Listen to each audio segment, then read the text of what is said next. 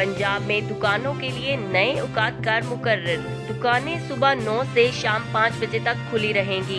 तंदूर, medical stores और petrol pump पर इतलाक नहीं होगा। नोटिफिकेशन जारी। वजीर खारजा शाह महमूद कुरैशी का सऊदी हम मनसब शहजादा फैसल बिन फरहान से राब्ता। कोरोना से निपटने और बाहमी ताउन के फ़रोग़ के लिए मुशावरती सिलसिले को जारी रखने का फैसला। सवाबी में मकान की छत गिर गई, 4 अफराद जान बहक। वादी नीलम में बारिश और बर्फबारी, तमाम राब्ता सड़कें बंद, अवाम को मुश्किलात का सामना।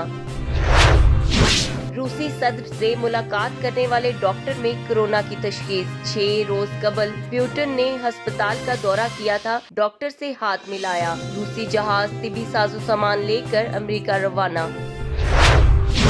वर्ल्ड वार 2 के बाद कोरोना वायरस बदतरीन बहरान करार। अक़वाम मुत्तहिदा का कहना है कोरोना से दुनिया के हर मुल्क को खतरा लाहक है।